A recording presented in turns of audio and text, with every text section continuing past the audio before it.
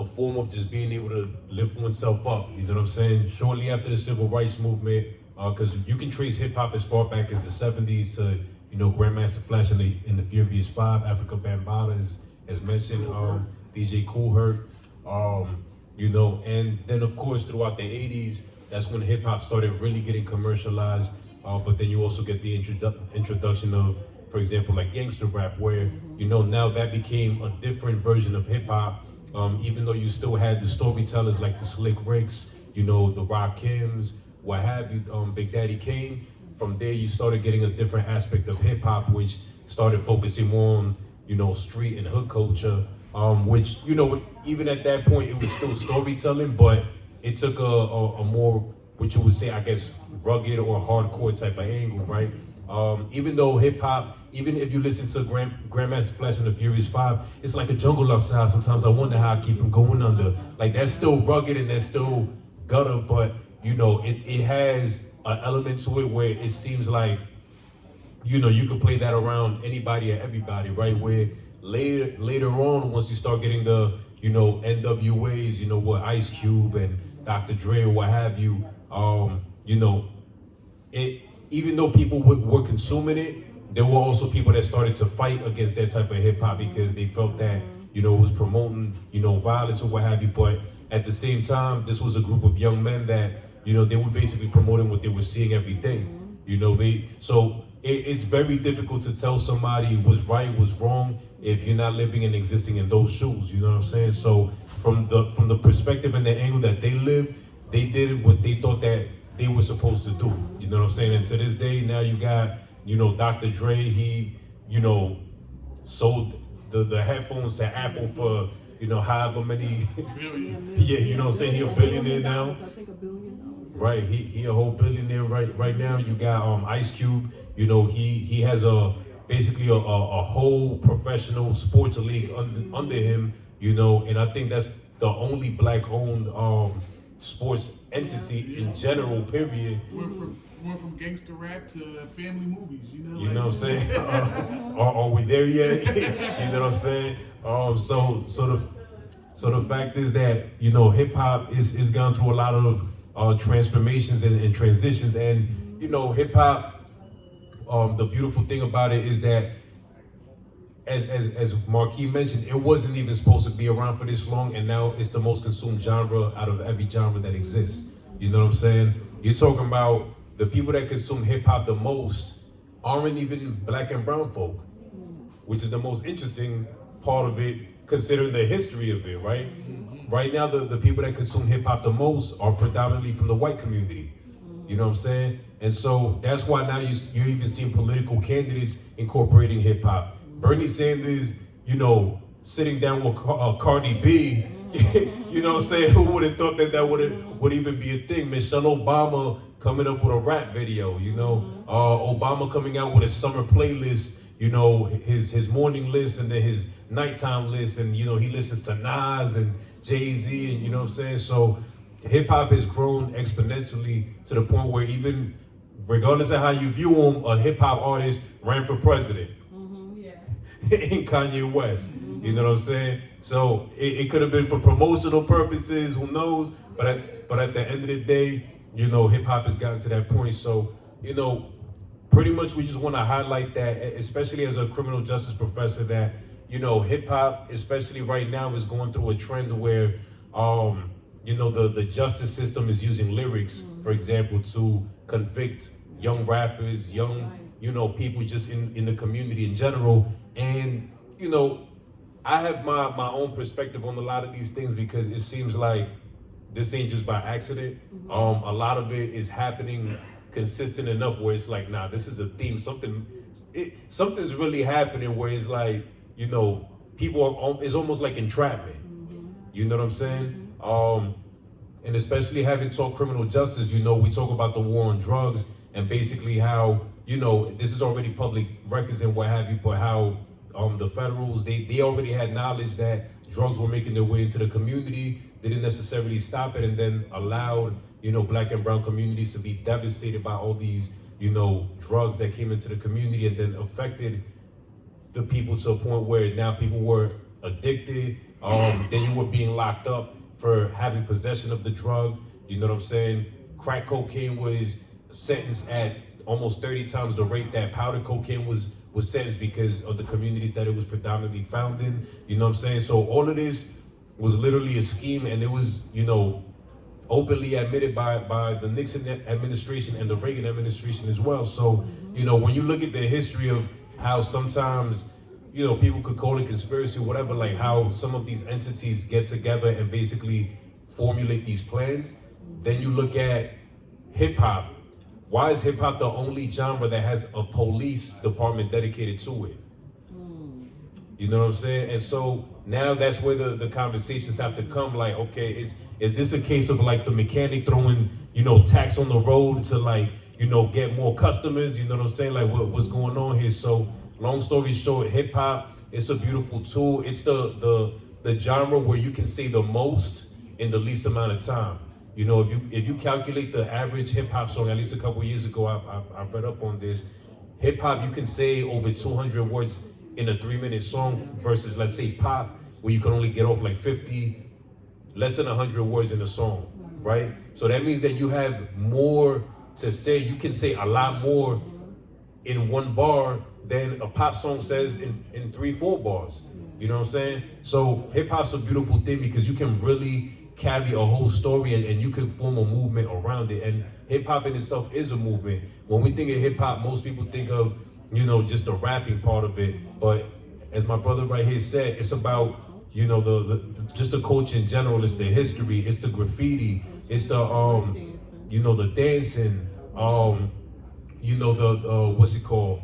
The DJing. Then then you're talking about just like the swag, the way you wear your hat, the way that you wear your clothes, your sneakers, the way you tie your laces. You know what I'm saying? My jeans got like paint spatter on them. You know what I'm saying? Like, that's like hip hop. I'm not gonna pull up to a punk rock place and then they might. You know what I'm saying? But generally speaking, you can associate certain styles with certain things. And even then, hip hop has broken off and branched out in so many ways where it's like, now even hip hop is kind of blending with some punk rockish type of stuff. Or now you got the lane like Lil Nas X with the country rap. Even though Nelly was doing country rap, with what's his name? So Keith McGuire, something like that. I forgot his name.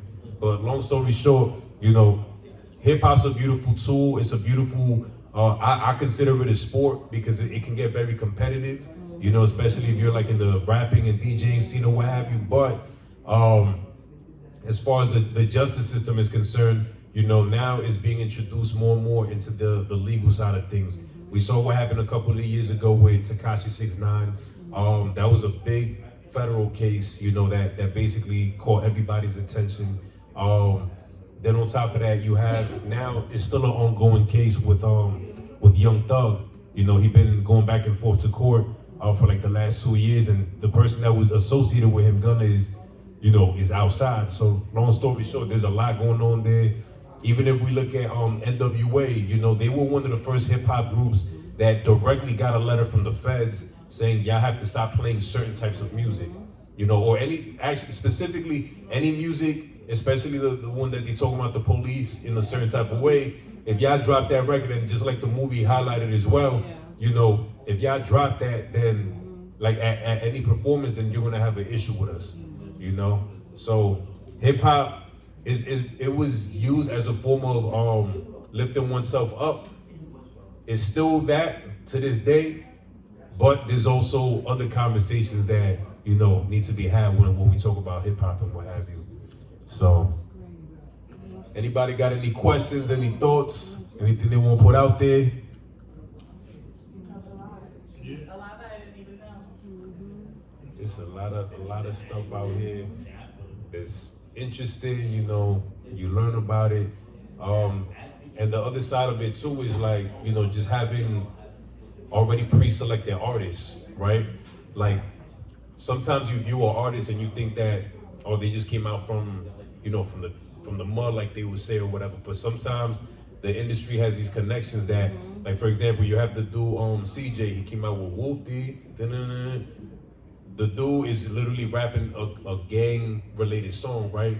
But he made it seem like he came from the hardest parts of Staten Island. Number one, I don't know no hood from Staten Island. Like Staten Island, you never hit. Even Wu-Tang wasn't really from Staten Island. They was like most of them were from different places that just happened to live in Staten Island. Yeah, I'm like Staten Island got a what, a hood? Where like you talking about you buy that Models a hoodie like but you but but basically like his uncle James Cruz, for example, was with the group G Unit as a basically like on the industry side of things for He was mad in years. AR and things like that. For, Right. I know him well. He lived in James Cruz lived in Edison. You know what I mean? I'd go to cookouts with him. Him and just You know, so for example, like he was able to get CJ that opportunity, you know, to put things out there. So, you know, just when you look at the industry, for example, you got to think about like, okay, you know, what are the connections that some of these artists got? Because sometimes they already know what artists they want to put out there. yeah, but they got an ulterior motive with a lot of the music. I like no disrespect to Sexy Red or any of them. Yeah. But they had, you know, stripper and gangster music is all they really want to put in the limelight. When you have neo soul artists, you have conscious rappers, things like that. They don't get the radio play. They don't get the exposure because they don't want it to be positive. They kind of only force them. Before they were getting on us about the negative messages, which they conceived as negative messages, and they weren't. Like things like NWA and all that wasn't in public enemy would fight the power. They weren't negative messages. They were anti-establishment messages, but that's because they wanted to be treated equal and fair and things like that. Right. They pushed against those, but then anything that's downgrading or you know what I mean, or talking negative or keeping us low, they push and they push and they force feed down and they give it to the kids and they do everything else. When you got 8 and 9-year-olds sitting there singing and dancing the Sexy Red songs but can't count to 10 or quote the alphabet. You know, they took handwriting out of schools. Yeah. You know, kids will never be able to sign a check. You know what I mean? But yet you're pushing this stuff and things like that on them. Yeah, it's tough. And then on top of that, you have, like I teach criminal justice, so like you got the prison industry complex. It all feeds into that, you know what I'm saying? And that prison industry complex is a beast. Like you're talking about billions and trillions of dollars go to that on a nationwide level. People don't realize that because we look overseas. Like I got some Nikes on right now, for example. These Nikes overseas somewhere in Korea, wherever, was made for dirt cheap. I copped it for like a little over 100. They probably made it for like the equivalence of 10, 15 bucks, if that, right? So, but over here in the U.S., we got sweatshops too, but we don't call them that. They call prisons. Yeah. They call prisons because in prisons you can literally. It has been already, you know, outed and put it in the open. Companies such as JCPenney, Victoria's Secret, Boeing, things like that. They literally manufacture their products in prisons, in places where, you know what I mean, is Well, far you work from. all day to make $2. Yeah, like when I worked in Rikers Island, I would do the payroll for the detainees, and I supposedly was paying them good, but the most I could pay them at that time was $250 per hour.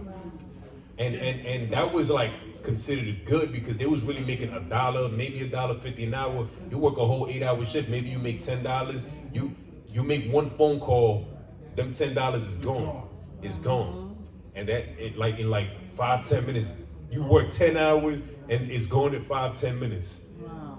You know, so this whole thing, as much as people might want to make it seem like they got nothing to do with each other, like they all feed into the same They machine. glorify illegal activity to keep the cycle going.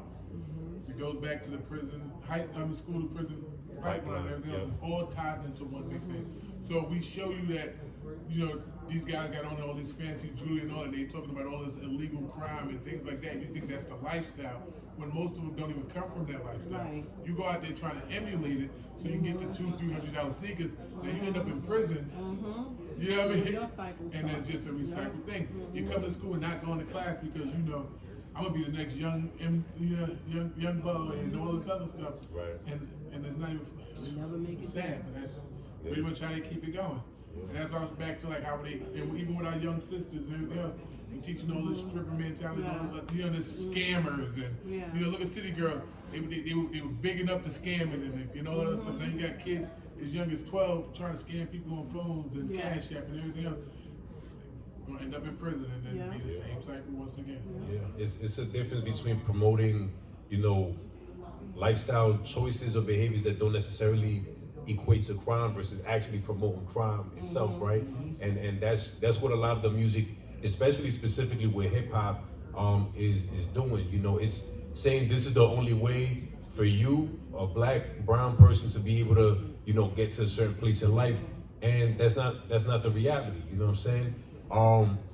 And you know, shout out to people like J. Cole, for example, who they've been able to show that, you know, you can still be relevant even with a more positive message. Even though sometimes, yeah, you still gotta mix and mingle with industry people, whatever, like, you know, still gonna do a track with Drake here, gonna do a track with, you know, 21 Savage there, whatever. But for the most part, the message is still the message of, you know, I'm being me, I'm being authentic to who I think I am. And the reality is like one of my homies told me, he's like, you know, like you better off rapping about real life things because you're gonna have more people that relate to real life situations than you talking about, I sell this, I push that, you know what I'm saying? Like that's a minority in the population, you know what I'm saying?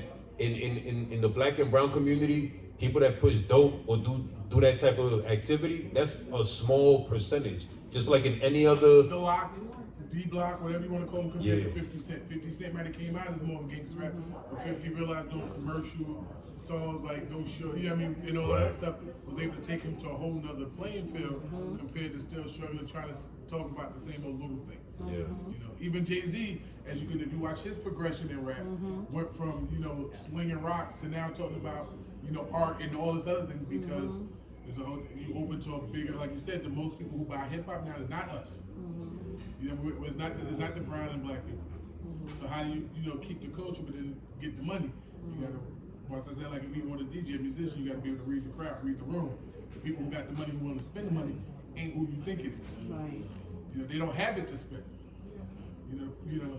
Unfortunately with us, we go spend $200-300 on sneakers. We're not putting it in something that can make us any money back. Yeah. You know what I mean? So, Yeah, like the Wall Street Trapper said. Yeah. Yeah, I mean, even Jay, because there was that meme going around. Would you take $500,000 over, you know, sitting down with Jay-Z for like 5 minutes? You know what I'm saying? Like, if you had to take off $500,000 in cash, or sitting with Jay-Z for like, I forgot how long let's it say was. an hour, just Yeah, for an hour. Which one would you go with? A lot of people are saying, you know, because he trying to sound all deep or whatever. Oh, I'm gonna take the hour with Jay-Z. Bruh, take the 500 and bounce. What are you talking about? Jay-Z even answered the question eventually. He said, y'all be stupid and you better take that 500. he said, you better take that money. He said, I already gave you all the game that y'all need to know on the 444 album for $11.99 or whatever it was. You know what I'm saying? Where he was so good. I mean, he did drop some game like. If you take away and actually listen to the lyrics instead of just wanting to say you listen to it, he's giving you knowledge right there. They go your hour with Jay all you want. Right. Get that money now, apply what you should have learned, and use it. Yeah, he talked about what's it called, like you buy a painting, for example, for $1 million, hold it for 2 years, now it's $2 million. You know, hold it for another year or 2 more years, now from $2 million it's worth $8 million. You know what I'm saying? Then you flip it, and you can just live off the equity of it. You can lend it out, you can rent it, you can do all that. They don't think about things like this. Yeah, you know, and that's the funny. It's hilarious. That's a different level of wealth, where it's like, you know, trading art is literally a form of revenue. Currency, yeah. It's like NFT, but before NFT type of thing. Yeah. You know, it's a saying they used to always say, people, who would you rather? And then I watch. Would you rather be famous or rich? Give me the dough. Because if you're rich enough, you're famous automatically. Right. But most people look for the popularity of fame, and not exactly. You know, look how many. Look at Fantasia, who went broke twice, and she's been on top since, I mean, music-wise, since she came out of American Idol, but been broke twice. Wow. A lot of people don't know that. So you know, it's like, who would you rather be, Shaquille or the person who shot? I mean, this when Shaquille was still playing, would you rather be Shaq or the person who signed Shaq check? In a lot of our communities, our mindset is I want to be Shaq because I want to be known for, you know, me doing this and I make good money. I'd rather be the guy who signs Shaq check, because if you can sign Shaq's check and still keep it moving, think about how much you really got. You know, and I've always been like, it's a business mindset, or entrepreneur mindset, or a boss mindset. Doesn't mean you don't work for other people. Because even the person who signs Shaq check is dealing with his sponsors and everybody else. It's always, but where do you want to lead? Do you want to limit yourself on how far you can go? Shaq could never be as rich as the person who signed his checks. Absolutely. You know, I don't want to be limited to just what you're willing to tell me my worth is. Right. You know, we get people to understand that your worth is greater than even you can imagine, and people start striving for the move better. Definitely. Well, definitely, everybody. Does anybody have any further questions, input, anything they want to put out there? I think it was a nice. I'm good. Good. Clap it up for our DJs. Our DJs, yeah. We see you. And you know, thank you so much for all of y'all that was able to participate. We're looking We'll at, come back. you know, we'll definitely run it back. We'll come through and do what we do. So you know what I mean? More notification on. If you've been here, share it. Let it be known we're coming back. You know? That's it. You know what I mean? So everybody enjoy their night. Thanks so much. And we'll be here eventually again. Thanks again. Every night. All right, whenever you're ready, Broski. Whenever you're ready.